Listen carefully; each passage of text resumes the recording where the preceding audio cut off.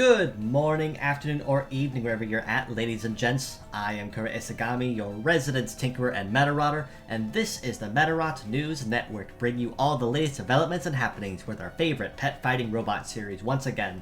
Now, it seems like Medarot Navi is a recurring favorite for Imagineer, and honestly, why not? It had a very unique playstyle, first of its kind, lots of equally unique and amazing models from start to finish, from starters to enemies to NPCs and more. And it seems that yet again, due to this, we are hopping back up to the legendary and celestial bodies one more time, with a lot of recurring faces of the Zodiac series thus far that we have met. However, we are being introduced to not one, not two, but 3 brand new models making their official debut in the game as pullable models or models that can be collected in one form or another. Aside from all this, we actually do have a lot of other exciting updates upcoming as well that may or may not be very good news for folks that are running low on the Ruby stock and may want to stockpile some for future pulls from here forward. That being said, let's go ahead and jump right into what was announced for this week, which I have thus named Reach for the Stars Part 3. Starting up with the Gacha Banners, we actually have a very large amount of Gacha Banners going on this week in particular.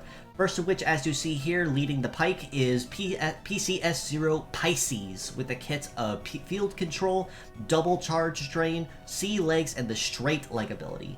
Pisces is also capable of meta change for folks that have played Navi and are very well aware of her kit, and thankfully her kit from the olden days to today really hasn't changed all that much, which is very nice. Her meta change kit, however, is now revealed to be Commander, Thunder, Freeze, Biped Legs, and the Primacy leg ability. Behind her, we have a recurring face we saw once before as an enemy NPC, now as an official pullable model, and that is CNC Cancer of the Celestial Bodies, with a kit of Disturbance, Laser, Napalm, Multi-Legs, and the Nest ability. So right from start, both very solid and very conventional models that can really make their places known just about anywhere depending on how you choose to use them. But not only with these, however, we are actually getting a rerun of several of the previous Celestial Body and Zodiac types that we've seen up to this point. First of which on the docket, as you see here, of course, is the Lion type itself, LEO0 Leo, with a kit of Hyper Beam, Double Missile, Multi-Ped Legs, and the G-Control leg ability.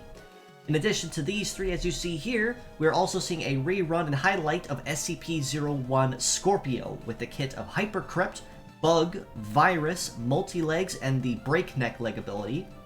And then, the first official rerun since their launch, we are also seeing a return of TRS-0 Taurus with a kit of Desperate, Double Virus, Biped Legs, and the Dead or Alive leg ability. Taurus is also capable of meta change for those that aren't aware or have joined fairly recently, and his kit while in meta change is Fighter Core, Blow Away, Pile, Flight Legs, and the Charge Fight leg ability. And then last but not least, we also will be seeing everybody's rather unique and favorite model of the Zodiac series, AQR0 Aquarius, with a kit of Charge Plant, Double Counterattack, Float Legs, and the Whaley leg ability. Now honestly, with all these Zodiac models here with a Celestial Grand Slam, so to speak, it is honestly going to be really difficult to figure out which one to prioritize, as honestly, all of the Zodiac models are good one way or another, and there really is no easy way to say which ones you should go after more so than others. However, something I do also want to point out before you decide to overwhelm yourself with deciding which one or ones of these models that you want, I do also want to give a reminder that the Zoids collaboration models B Liger and G Spino will be sticking around until 7/28, so basically at the end of the month. So if you have not had a chance to snag B Liger and G Spino, I would greatly encourage going after them first, because naturally, as they are collaboration models, there's a pretty good chance we probably won't see them for a while once those banners do close. Whereas all of the Zodiac models that you see here are very likely to be rerun at some point in the future, very casually. Now at the Fierce Battles we have this week, that is definitely not slowing down at all for the love for Medarot Navi that we have this week, starting with yet another brand new face, and this time it is GNM0 Gemini, who we've seen previous as an enemy NPC every once in a while in the Story Mode Arc 3, which was geared toward the Zodiac and the Navi models. However, for those that are not aware, Gemini's kit includes Optic Guard, Wave, Hold, Wheeled Legs, and the Adapter leg ability. And then the other two fierce battles that we have going on is LDB-03 Ptolemy, the well-loved Ladybug type, with a kit of Scope, Rifle, Gatling, Biped legs, and the Gunman leg ability. And then last but not least, we have LBR-0 Libra, the Scales, with a kit of Gravity Guard, Anti-Air, Anti-Sea, Float legs, and the Primacy leg ability. Now, honestly, we have a lot of Navi-based spots this week, and hopefully that may be a nod to something or a hint. Fingers crossed going forward. But honestly, all the models, both Fierce and Gacha, are very nice models, very well conventional and very well rounded. Gemini in particular, I think, will be a very big ticket item for rookies and new players alike, especially because of the wheeled leg, which gives the high mobility, and the adapter ability that he does offer, which means you don't have to worry about terrain as often with him specifically. That being said, I honestly did not find it really difficult to say that Gemini is absolutely going to be the MVP of the week for any fierce battles that you want to farm outside of, say, standard TP missions or any other resource missions or daily missions or EX trials that you'd like to go attempt. That being said, moving forward, the first really big piece of news we have is that we will be finally getting another continuation to the Story Mode Arc 6 that has been on a relatively long hiatus up to this point, but finally we will be seeing yet another chapter of that released, which for veterans like myself and players that have been around for a while, the Ruby Farm is officially back up and ripe for the picking, even if it is only just one chapter, either to stockpile these or collect to use towards one of the Zodiac models that are coming out this week. However, something else was highlighted with this week when it comes with the release of the new chapter, and they will be holding a one-day daily gacha, special daily gacha, to highlight several of the models that we will see throughout the course of this next incoming chapter. That will be going on through this next week from 7/14 to 7/20.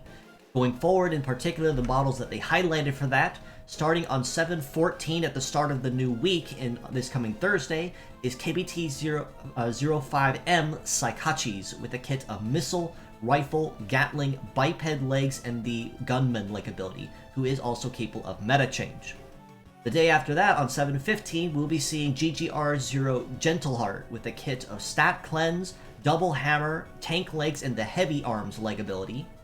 On 7/16, we'll be seeing MGY-0 Gato Alpar, the heavy punishing cat type, with a kit of Suction, Double Break, Biped legs, and the Battle Stance leg ability.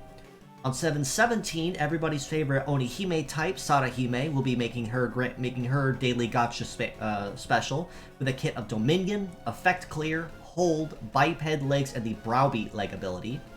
On 7/18, in her first rerun since debut, is Koko no Elegy KYB-0, the Kitsune Fox type, with a kit of Confusion, Flame, Charge Drain, Multi-legs, and the Charm leg ability. On 7/19, KXK01 Cross Messiah Z makes his stand and rerun, with a kit of Full Charge Kai, Spark Shot, Spark Strike, Biped legs, and the Anger leg ability, and he also is capable of meta change. Then last but not least, on 7/20, at the end of this coming week, of the week after this one, we'll be seeing STG-01 Excise with a kit of Shoot Trap, Charge Claw, Hammer, Biped legs, and the Climber leg ability, who, like Saikachis and Cross Z, is also indeed capable of meta change. So already right from start, I can see a lot of folks looking at this going, my poor rubies and my poor wallet, and honestly, you are absolutely correct, because honestly, all of these models are fantastic one way or another, and much like the Zodiac models, you really can't go wrong going after any of these.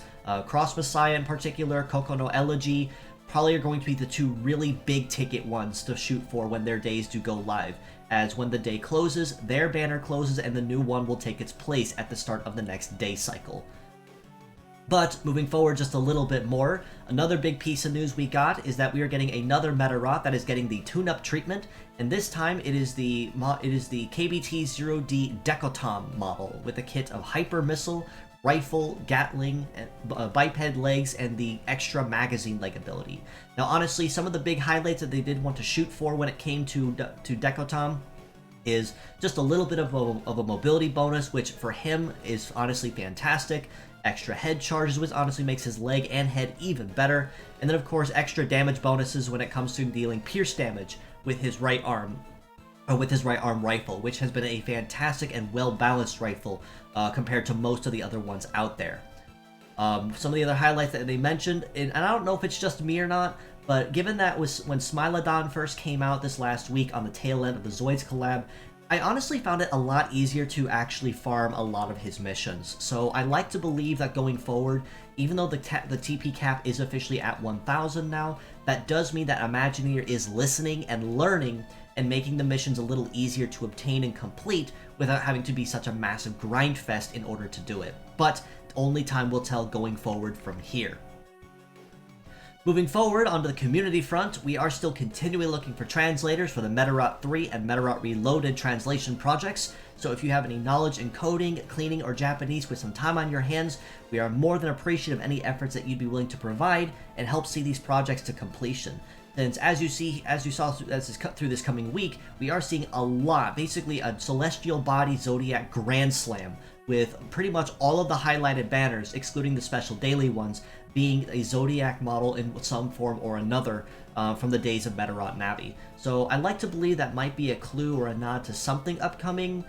Fingers crossed, but I really can't say for sure given previous patterns. But that being said, back to main point, if you do have any knowledge in coding, cleaning, or Japanese as stated with some time on your hands, and you'd love to lend a hand, we are more than appreciative of any efforts that you could provide.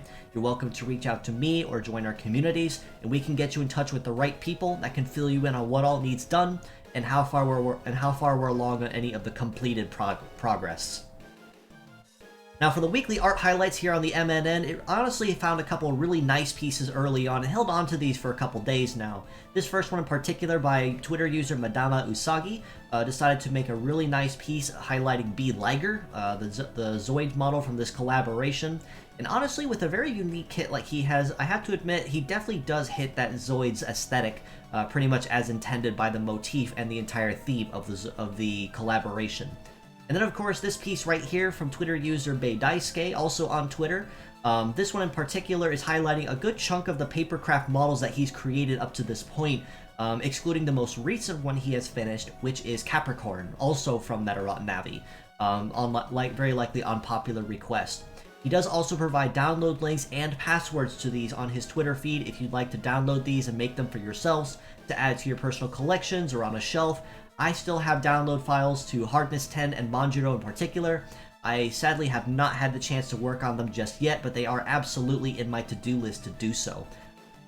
That being said, I do believe that covers just about everything for this week, so I do appreciate you guys for stopping by once again as always. If you'd like to know more, you can follow us below on Facebook at the Medarot News Network page or the Metarobots Forever communities there. Where we are consistently growing in our user base. I want to say we're almost at, if not over, 1,500 members now in that community alone. Not even touching on the Discord community that is still continually growing as well, despite it being much more active. You can also reach out to us on Discord on that topic with the link provided and in the comments below.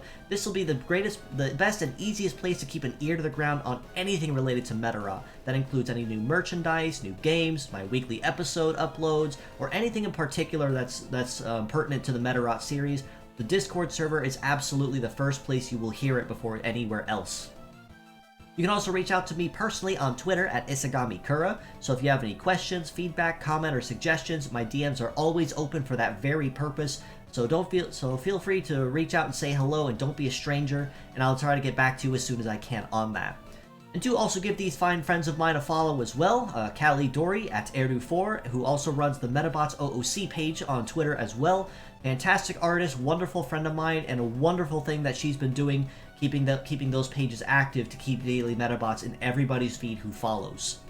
And do also give my buddy here, Twitter user UC Sachinashi, who's well known for a lot of progress that they've been making on their own personal projects, but also on YouTube for a lot of their Medarot battle theme remixes, including Do or Die, Days of Typhoon, Evil Spirit, and many, many more from there forward. But with all that being said, I do thank you guys again for stopping by. It's always happy to have you in for a visit. Until next time, this is your host, Kura Isagami of the Medarot News Network, signing out.